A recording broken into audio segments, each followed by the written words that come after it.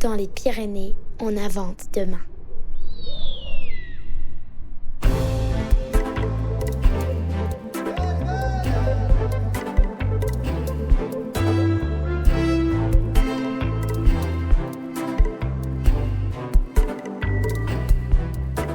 Je ne sais pas vous, mais moi, j'ai besoin de connaître le territoire dans lequel je vis, de rencontrer ceux et celles qui l'habitent et le modèlent au jour le jour. J'ai aussi besoin qu'on m'explique le sens des choses, pourquoi on les fait, quelles en sont les valeurs. Et j'ai par chance croisé la route des Pyrénées. Des montagnes où l'on se ressource grâce à une nature foisonnante et authentique, bien sûr. Mais les Pyrénées, c'est bien plus que cela. Avez-vous déjà eu la chance de parcourir l'Ariège ? Un département qui foisonne de créativité, qui déborde d'invention et d'innovation. Qu'elle soit technologique, artistique, sociale ou d'usage, l'innovation, attention, une innovation pensée, compatible avec les exigences environnementales et sociales de notre monde d'aujourd'hui. L'innovation, disais-je, c'est ce qui nous fait aller de l'avant. Les acteurs de l'innovation, je les ai rencontrés. Ces rencontres, je les partage avec vous à travers ce podcast. Je suis Valérie Ravinet, je suis journaliste et je vous embarque dans mes découvertes. Novatrices et incarnées, forcément. Allez, on commence cette première série dans les Pyrénées, On invente demain, par une saison en Ariège. Et pour cet épisode inaugural, je vous propose de faire connaissance avec Christelle Recor, une femme déterminée, tout en énergie, bien décidée à rendre le monde meilleur à sa façon.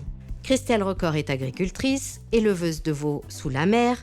Elle est installée à Beauloup, un village de 167 habitants, à un quart d'heure de Foix, le chef-lieu du département, où se dresse un château fort qui domine la ville depuis sa plateforme rocheuse. Christelle y a créé une épicerie pas comme les autres. Un modèle économique inédit, une vision sociale aussi innovante que séduisante. Vous y êtes ? On part à sa rencontre.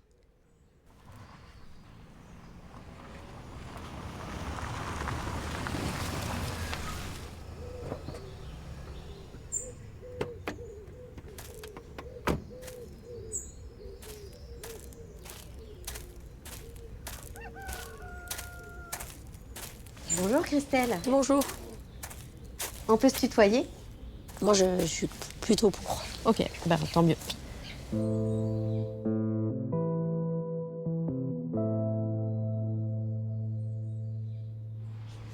Christelle, j'ai une première question. C'est quoi pour toi l'innovation ? L'innovation, ça peut être plein de choses, mais c'est déjà se poser la question sur qu'est-ce qui manque sur un territoire, être à l'écoute de l'attente des consommateurs et savoir concevoir un projet qui apporte une alternative. Pour moi, ça, c'est une innovation. Alors maintenant, on rembobine le fil et on raconte la genèse de cette épicerie pas comme les autres. Comment est-ce qu'elle est née, cette idée ?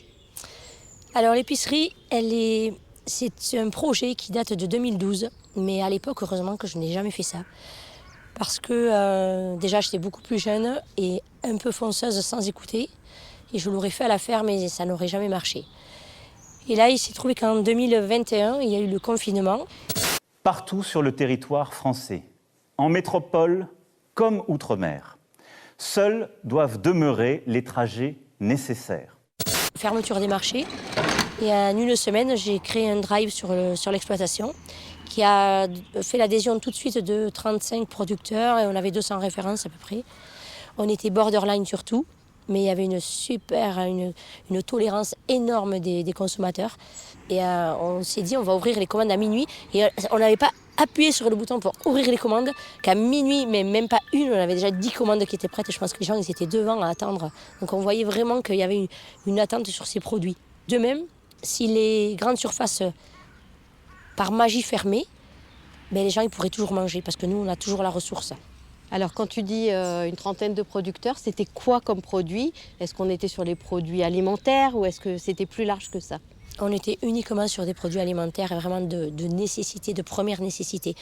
Comme je dis toujours, on est allé à l'essentiel et on avait l'essentiel qu'on peut mettre dans son panier pour manger. Donc après le confinement, ce drive s'arrête et l'épicerie arrive. Alors pas tout à fait. Après le confinement, je mets le drive en veille parce que je pense que ces 2 mois, c'est le moment de ma vie où j'ai aussi peu dormi. Et là, j'ai dit, il faut que je me repose, sinon on va m'enfermer quelque part. Et donc on l'a arrêté 1 mois et demi et on a redémarré le drive. Et c'est là que je me suis posée et que j'ai étudié la question. Quand ils venaient chercher leurs produits à la ferme, j'avais fait un semblant de magasin dans mon étable, avec des tables et des produits. Et on pouvait constater que le consommateur augmentait son panier de 10% par rapport à sa commande de drive avec ce qu'il trouvait sur place. Et l'idée de la roulotte? Et l'idée de la roulotte naissait. Alors ça s'est fait tout simplement. 2 choses. La première, je rencontre un ami à qui j'évoque tout ça. Et lui, il me dit, mais il n'y a pas 50 solutions, il n'y en a qu'une.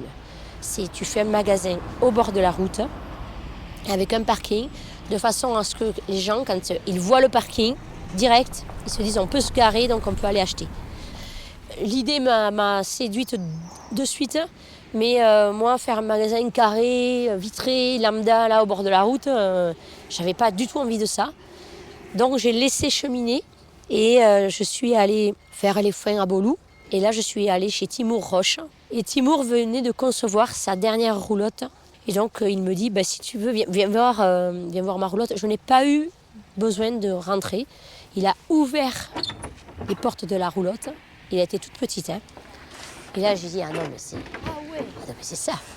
C'est exactement ça. Je lui dis, mais tu ne me ferais pas un magasin dans la roulotte? Il me dit, ben oui. Donc, c'est de là qu'est partie l'idée de la roulotte. Et l'aventure a commencé là. On va la visiter? Allez, c'est parti.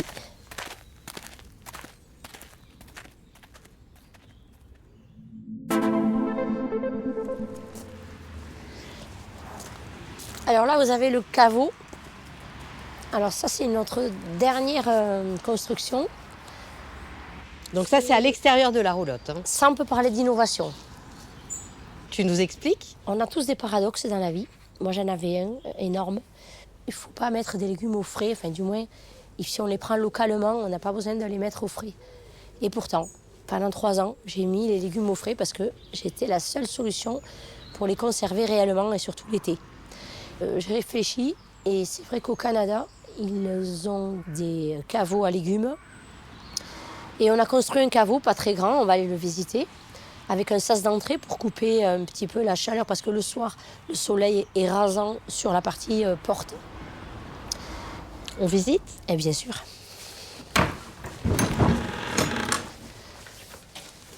Donc voilà, je voulais une porte ronde comme l'idée de la roulotte, puisque quand on arrive, on voit bien que c'est assez arrondi. Donc on a le sas d'entrée. Et là, voilà comment est organisé le caveau. On a les légumes qui viennent du GAEC de Forgues à Loubens. Et c'est très frais, c'est cueilli 2 fois par semaine et ça plaît beaucoup aux gens. Ici, tout est bio. Ah, ici, tout est bio. C'est impératif, le légume et le fruit, il faut que ce soit bio. Et juste les champignons, ils viennent du mas d'asile. Voilà, c'est Nicolas qui cultive ses shiitake et ses pleurotes au mas d'asile. Et c'est une demande. On va dans la roulotte? Oui. Alors on monte à l'escalier qui a été refait, parce que c'était pas du tout comme ça, c'était un escalier tout petit. Mais là, ça va, c'est confortable. Alors voilà la roulotte. Et son rangement au millimètre. Tu nous l'as décrit? Alors la roulotte, elle fait 20 mètres carrés. On a combien de références ici dans cette roulotte? Sur le magasin, il y a 1600 références, mais en permanence ici, il y en a 750-800. Et quel type de produit? On a tout type de produits et encore une fois, je dis, on a l'essentiel pour mettre dans son panier. Donc, il y a les catégories en lait, donc tout ce qui est yaourt, fromage, tout ce qui est viande, tout ce qui est épicerie sèche, farine, gomasio. On a toutes les boissons, le vin d'Ariège, les limonades, les bières, les tisanes, tout ce qui est gâteau. Par exemple, ça, c'est la petite ariégeoise et c'est un des rôles de l'épicerie, c'est le soutien aux petites entreprises qui démarrent. Et Héloïse, on a été les premiers à la prendre dans nos étals pour que vraiment elle ait un démarrage. Et elle a fabriqué ses premiers gâteaux pour ici. Elle est arrivée toute gênée en disant « Est-ce que je pourrais mettre mes gâteaux chez toi ?» Alors, on n'a pas que de l'alimentaire ici, on a aussi d'autres types de produits. Oui, on a quelques produits de beauté. Des savons, des oui, shampoings, savons, des shampoings, crèmes. des huiles, des crèmes, oui, bien sûr, quelques huiles essentielles aussi. Combien de faveur. producteurs aujourd'hui? Il y a 152 producteurs. C'est énorme. Oui, c'est pas mal. À gérer, c'est pas mal. Ça prouve bien qu'en Ariège, on a une belle diversité. Et 152, je n'ai pas tous les producteurs d'Ariège, hein, donc j'en ai qu'une petite partie. Je les ai sélectionnés. Et il y en aura d'autres, hein, je pense que. Et ils ne sont pas tous là au même moment non plus. Comme le miel, on en a énormément.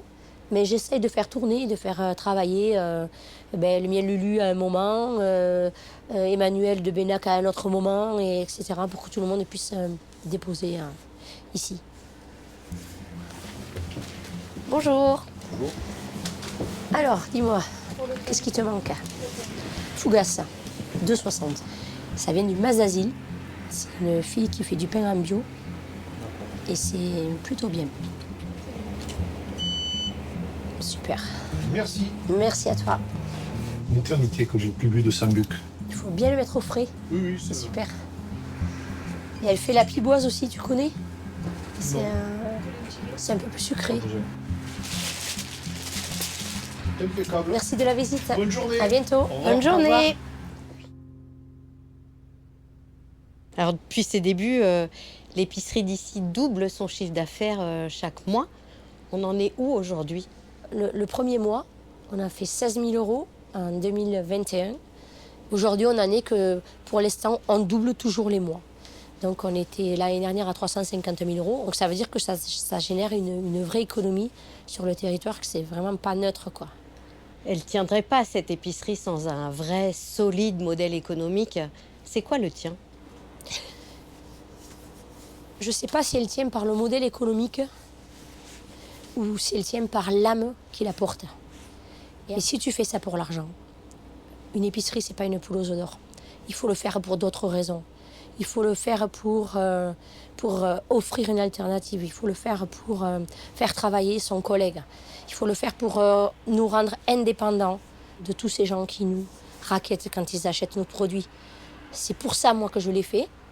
Et je pense que c'est là la réussite. Et après, c'est le service. Et le secret, c'est que l'épicerie, il faut qu'elle soit toujours pleine. C'est pour ça que j'en reviens au stock et à la gestion de stock qui est difficile. L'essentiel de la réussite du projet de la roulotte, c'est d'avoir toujours tous les produits en rayon. Ça fait sans doute partie des raisons pour lesquelles l'épicerie d'ici a été choisie meilleure épicerie de France. Alors, il y a plusieurs critères. Le premier critère de la réussite de ce concours, c'est le critère économique en premier. Je suis allée chercher mon prix et ils n'en reviennent pas. Sur 20 mètres carrés, faire autant de chiffres, ils n'en reviennent pas. Donc, il y avait le critère salarié, critère social, planté au milieu de nulle part et ça génère du chiffre. Et le critère belle diversité de produits. Et ça, c'est vraiment ce qui a importé. C'est quand même une fierté. Vraiment, je suis fière de ce concours parce que le prix, c'est le mien, mais c'est quand même le prix de tous les 145 producteurs qui sont ici. Donc, c'est chouette.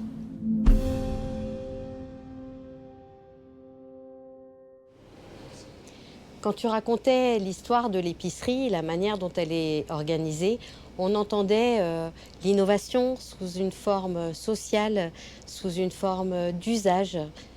Ben oui, parce que en dehors du fait du bien manger, il y a le pouvoir de manger. Et le côté social, il est très prégnant dans la roulotte. Je classe dans le social les heures d'ouverture. On s'adapte à tous, ceux qui travaillent ou pas d'ailleurs. Le côté où, à partir du 20, tu as quand même des gens qui n'ont plus rien et qui ont envie de manger quand même. Et nous, on leur permet ça.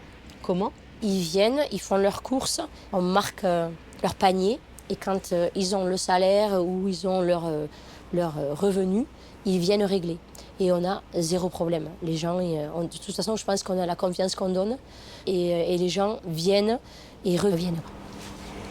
L'autre côté social, c'est je viens à 8h30 le matin, j'ai besoin d'œufs pour mon petit-déj, il n'y a personne, je rentre, je prends mes œufs, je le marque sur un cahier, je repars.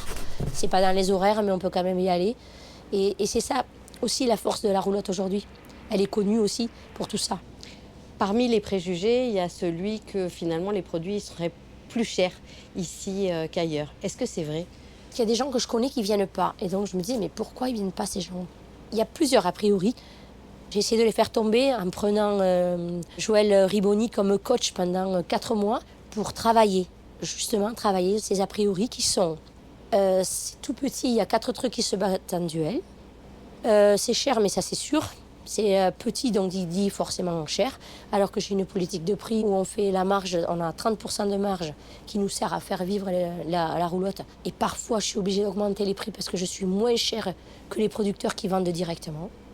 Mais sinon, c'est ça la réalité quand même. Et ça, on a essayé de le faire tomber avec cette communication pendant 4 mois.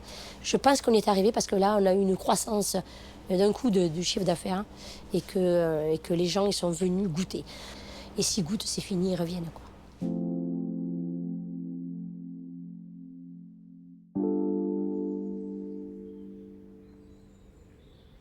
Est-ce que tu peux nous dire comment tu vois l'épicerie dans 5 ans, dans 10 ans, dans 30 ans ?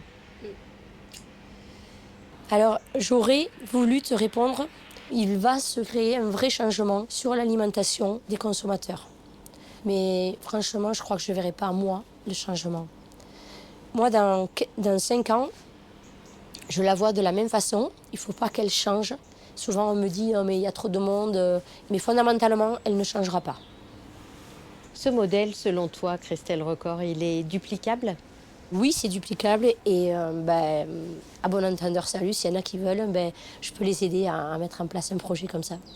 C'est sur ces mots qu'on clôt cet épisode ? Oui, si tu veux. C'est donc la fin du premier épisode du podcast dédié à l'innovation dans les Pyrénées, parce que c'est bien ici, dans nos montagnes pyrénéennes, qu'on invente demain. Cet épisode pilote n'aurait pas pu voir le jour sans le soutien de l'agence Ariège Attractivité, que l'on remercie ici chaleureusement. J'ai conçu et j'anime le podcast Dans les Pyrénées, on invente demain. L'habillage sonore est réalisé par le très talentueux compositeur de musique Maxime Tisney-Versailles. À la photo et à la vidéo, Raphaël Kahn, qui sait si bien mettre des images sur les mots. Merci à Mouni de l'atelier de Mouni pour l'identité graphique.